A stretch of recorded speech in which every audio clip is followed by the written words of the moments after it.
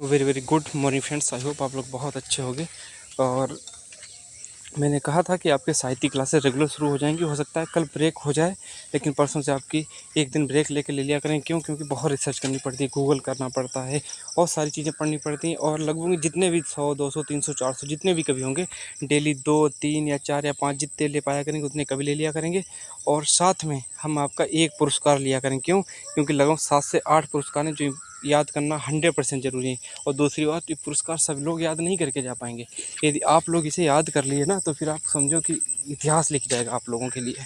क्यों? क्योंकि धीरे धीरे जब एक एक दो दो कवि डेली, और याद मत करना, मेरी बात माना। आप कहोगे भैया हमें रचना याद नहीं होती, याद मत करो, उन्हें 2 3 बार पढ़ो और फिर गूगल कर लो। जैसे कि मैं अभी आगे बताऊंगा। जैसे आपने पूछा कि मानसरोवर किसकी रचना, तो आप डाल दो उस पर, किस पे, गूगल पे, मानसरोवर किसकी रचना है, तो मानसरोवर उस पर डाल दीजिएगा तो आपको लिख, फिर मानसरोवर के बारे में आ जाएगा थोड़ा। तो ऐसे ही। और अभी टाइम भी हमारा यूपीएससी वैकेंसी में, क्यों? जब तक वैकेंसी आ जाएगी तब तक आपका साहित्य खत्म हो जाएगा। वैसे मैं यूपी जीके इसकी जगह पे शुरू करने वाला था, लेकिन आप लोगों का साहित्य की जिद थी तो मैंने कहा 10 मिनट का शो डेली शुरू किया जाए।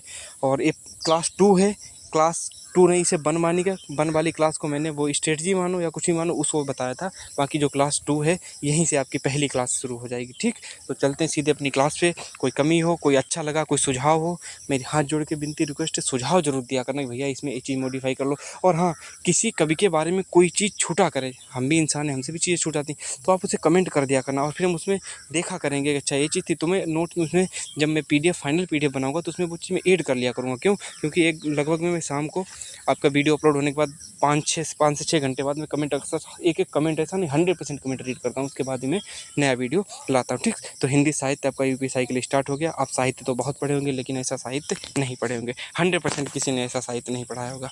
चलो स्टार्ट करते हैं। ठीक है, तो मुंशी प्रेमचंद पहले कभी मैंने, देखो, जो कभी इंपॉर्टेंट है उन्हीं का हम ईयर लिखेंगे। देखो, आपको इसमें इंपॉर्टेंस भी पता चल जाएगी कि किसकी कितनी इंपॉर्टेंस है। नहीं तो आप परेशान होते कि पता नहीं क्या है क्या नहीं।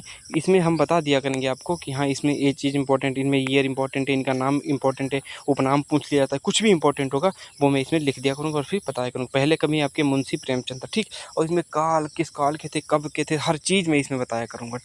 तो इनका दूसरा नाम था धनपत राय। इनका दूसरा नाम क्या था? धनपत राय मुंशी प्रेमचंद। 1880 से 1936 तक इनकी, मतलब 1880 में जन्म हुआ, 1936 में इनकी डेथ हो गई। ये प्रसिद्ध उपन्यासकार थे, बिल्कुल प्रसिद्ध उपन्यासकार। और जन्म इनका वाराणसी के लमही गांव में हुआ था। कभी कभी इनका जन्म, वो चीज़ें इंपॉर्टेंट होती हैं तो इनको वो भी याद करना पड़ेगा। हर किसी का नहीं याद करना पड़ेगा कि यहाँ इनका हुआ था।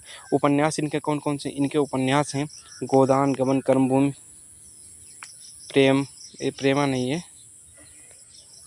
गोदान, गबन, कर्मभूमि, हाँ प्रेमा, रंगभूमि, निर्मला, सेवा सदन, प्रदान, सदगति। सदगत याद रखना बहुत इंपॉर्टेंट है। सरगत 2 3 बार पूछा जा चुका है, फिर आप कहोगे सदगत नहीं कराया था। सदगति, मंगल सूत्र जो एक अधूरा उपन्यास रहेगा था, और नमक का दरोगा, इनके क्या है? उपन्यास है मुंशी प्रेमचंद्र के, इतने याद रखो। उसके बाद क्या है? कहानी, इनकी मानसरोवर कहानियों का संकलन। आपसे पूछा जाए कि मुंशी प्रेमचंद्र की कहानियों का संकलन किसे कहा जाता है? कहानियों का संकलन मानसरोवर को कहा जाता है। याद रखना, कहानियों का संकलन किसे कहा जाता है? मानसरोवर को कहा जाता है। और पूस की रात क्या है? पूस की रात क्या है? आप इसमें पता, आपको झबरा याद होगा, झबरा कुत्ता। ठीक है, झबरा कुत्ता भी आपको याद होगा। आपको वो शायद इसमें पूस की रात में थी, वो इनके किरदार क्या थे? पूस की रात में जो किरदार थे वो क्या थे, आपको पता है? किरदार का मतलब जो उसमें अपना रोल निभाते हैं उनके क्या थे, आपको पता होगा। चंदू क्या था? नंदू। वो झबरा कुत्ता था, उसकी फसल चली जाती, उसी में शायद झबरा कुत्ता है। कफन है, ईदगाह, तो ईदगाह में शायद वो हामिद है शायद इसका पात्र, और हामिद अपनी चिमटा लाता, हामिद का चिमटा, शायद उसमें कहानी का नाम है हामिद का चिमटा। अपनी दादी की, माँ के लिए चिमटा लाता, मम्मी होती नहीं है। और घर की बेटी, ये पूछा गया था कि जो ईदगाह है इसका पात्र कौन है? हामिद पात्र है। ठीक, और बड़े घर की बेटी, दो बैलों की कथा, शतरंज का खिलाड़ी, परीक्षा, सवा शेर गेहूँ, पंच परमेश्वर, प्रथम कहानी प्रेमचंद्र की, सुजान भगत, जो प्रेम पंच परमेश्वर थी, प्रथम कहानी थी किसकी? मुंशी प्रेमचंद्र की। प्रेमचंद की जुबान, भगत, सुजान भगत। अच्छा, भगत वाली भी शायद प्रेमचंद की लिखी थी, उसको सांप ने काट लिया था। फिर जो डॉक्टर हैं, शायद प्रेमचंद की किसी और की, वो डॉक्टर जाता है, वो दवा नहीं देता और कहता है कि हमारा लड़का शायद हम बीमार होता है उसमें पात्र का। जब वो डॉक्टर के पास जाता है तो डॉक्टर कहता है कि हम अपने खेल का समय हो गया तो हम नहीं देख सकते। फिर लेकिन जब डॉक्टर के लड़के को सांप काटता है तो वो भगत चला जाता है अपनी बुढ़िया को बिना बताए। बुढ़िया कहती नहीं जाना उसने, डॉक्टर ने हमारा बेटा नहीं देखा था और मर गया था। लेकिन फिर वो गए थे और उनका बेटा बच गया। तो फिर बाद में वो कहानी भी बहुत अच्छी है, खैर पढ़ना। ये कहानियाँ मैंने लगभग पढ़ रखी है ना, इसीलिए इनका सबका सारांश पता है। और नशा, माता का हृदय, बहुत अच्छी कहानी है। मुंशी प्रेमचंद की कहानियाँ पढ़ो तो एकदम ऐसा लगता है कि साक्षात कुछ चीज़ें देख रहे हैं।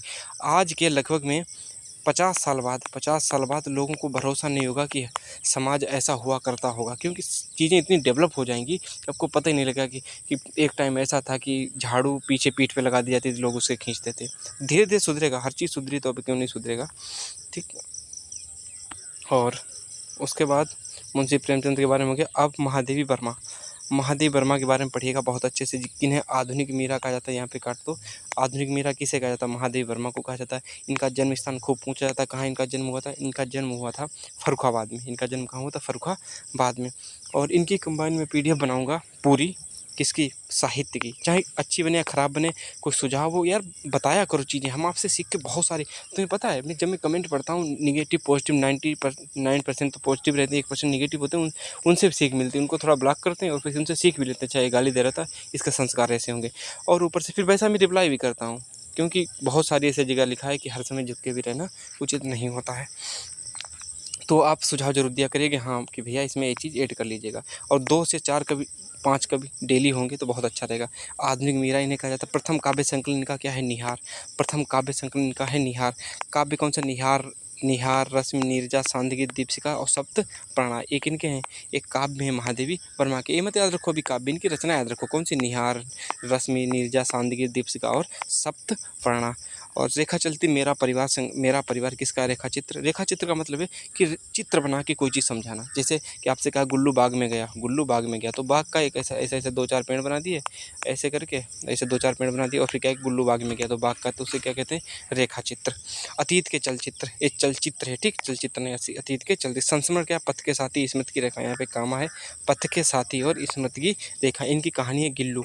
गिल्लू शायद उसमें गिलहरी का नाम होता है, और उसकी चोट लग जाती है, ऐसे सब कुछ होगा। उसमें कहानी बताई जाती है क्या, कि भगवान राम ने जब उसके गिलहरी के ऊपर अपने हाथ फेरे थे, तो वही उसके आज भी निशान है। तो वही सब गिल्लू में लिखा है। इन्हें ज्ञानपीठ पुरस्कार मिला था 1982 में यामा पर। इन्हें ज्ञानपीठ पुरस्कार कब मिला था? 1982 में यामा पर। भारत भारती सम्मान इन्हें कब मिला था? 1982 में भारत भारती सम्मान। पूछा जाता है किस कौन से कवियों को भारत भारती सम्मान मिला था, तो ये चीज़ें याद रखोगे, 2-3 बार रिपीट कर लोगे तो हो जाएगा। सक्सेरिया पुरस्कार इनको मिला था नीरजा पर 1934 में। एक क्वेश्चन इतना यूपी शायद 2017 में पूछा जा चुका है। सक्सेरिया पुरस्कार महादेवी वर्मा को किस रचना पर मिला था? नीरजा पर मिला था। निराला ने महादेवी वर्मा को किस नाम से पुकारा था? निराला ने। कौन निराला? सूर्यकांत त्रिपाठी निराला। और वो नहीं, तोड़ती पत्थर शायद उन्हीं की रचना है। निराला वाले टॉपिक में पढ़ाएंगे। तो क्या हिंदी के विशाल मंदिर में सरस्वती किसने कहा था? निराला ने कहा था। किस कवि ने महादेवी वर्मा को हिंदी के विशाल मंदिर की सरस्वती कहा था? किसने? सूर्यकांत त्रिपाठी निराला ने। देखो आज तो मैंने एक पुरस्कार पूरा ले लिया। कौन सा? ज्ञानपीठ पुरस्कार से सम्मानित प्रमुख साहित्यकार। आज आपका ज्ञानपीठ रहेगा, लेकिन डेली एक पुरस्कार नहीं लेंगे। उसमें हम क्या किया करेंगे कि 5 पुरस्कार लिया करेंगे। ज्ञानपीठ थोड़ा छोटा था तो मैंने आज बड़ा कर दिया, इसलिए हम कल आपको ऑफ छुट्टी दे देंगे कि आप साथ में याद करते रहना, ठीक है। अब आपका ज्ञानपीठ पुरस्कार आ गया। क्या है कि ज्ञानपीठ पुरस्कार भारतीय ज्ञानपीठ न्यास द्वारा भारतीय साहित्य के क्षेत्र में दिया जाने वाला सर्वोच्च पुरस्कार है। इस लाइन को हाईलाइट कर लेना, हाइट नहीं हाईलाइट। सर्वोच्च पुरस्कार कौन सा है? ज्ञानपीठ पुरस्कार। पूछा जाता है हिंदी साहित्य का सर्वोच्च पुरस्कार कौन सा है? ज्ञानपीठ पुरस्कार। हिंदी साहित्य का क्या है? सर्वोच्च पुरस्कार ज्ञानपीठ पुरस्कार है।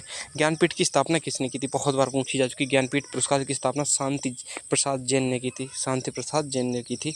और 8वीं अनुसूची की 22 भाषाओं में लिखी जाने वाली कृतियों के लिए पुरस्कार प्रदान किया था, किंतु 2018 से अंग्रेजी भाषा के लिए ज्ञानपीठ पुरस्कार प्रदान किया गया था, ठीक।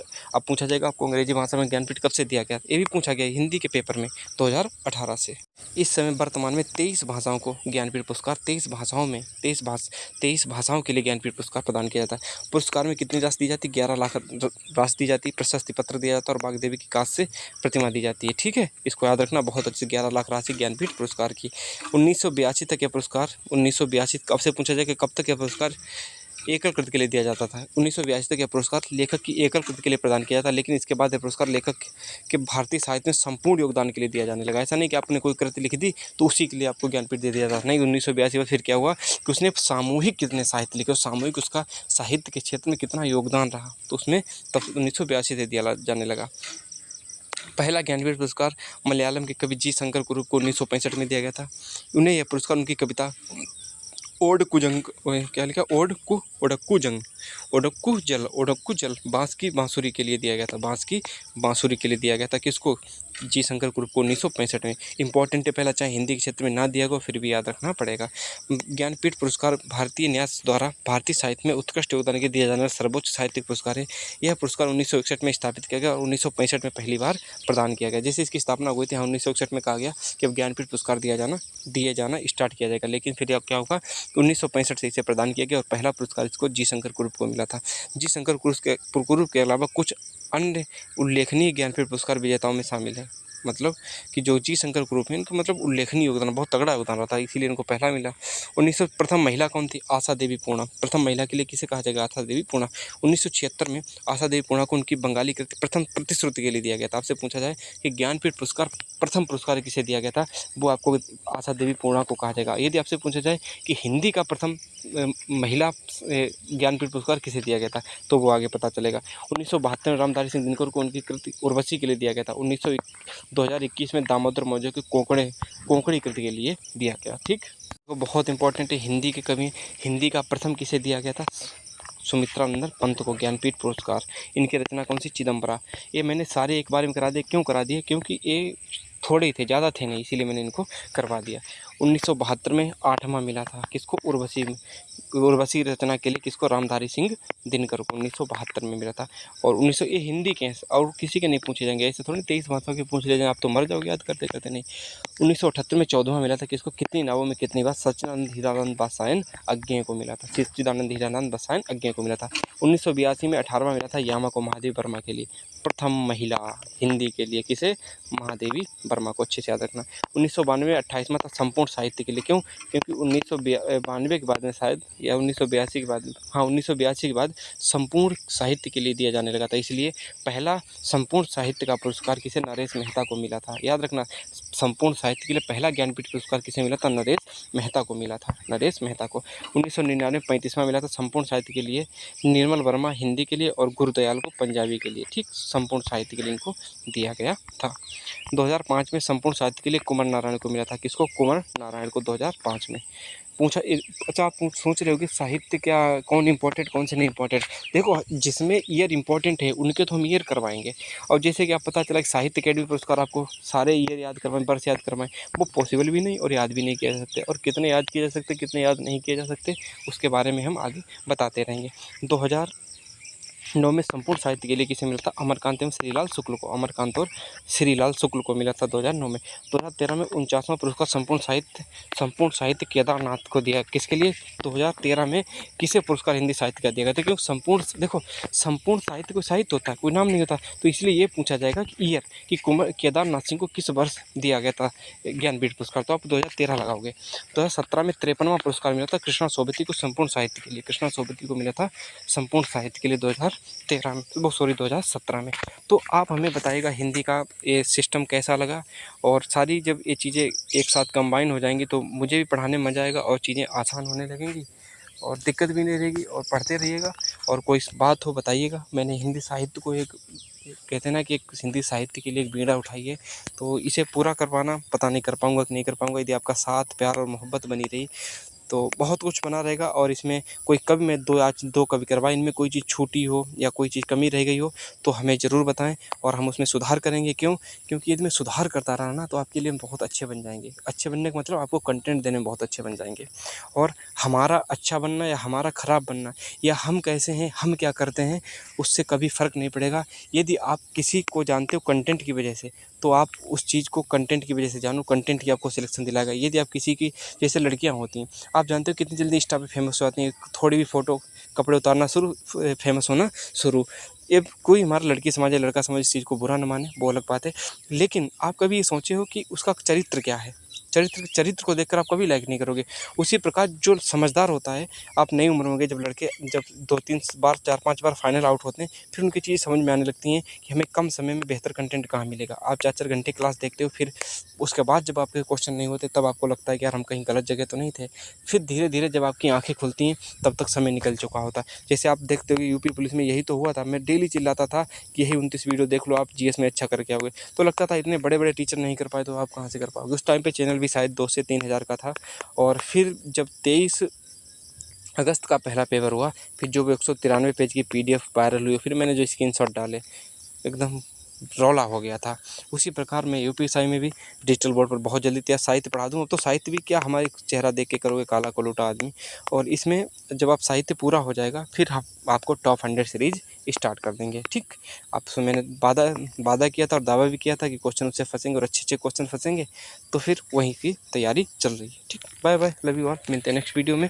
और बार बार मैं कहता हूँ सुझाव जरूर दिया करो। ठीक, और पॉजिटिव कमेंट, इतना कमेंट कोई करता नहीं, लेकिन पॉजिटिव कमेंट कर देने से पता है मुझे इतना एनर्जी फील होती है कि मुझे लगता है कि हाँ, कि मैं किसी के लिए कर रहा हूँ इतनी मेहनत। यदि आप अच्छे से कर दिए तो फिर मुझे भी बहुत अच्छा लगेगा। ठीक है।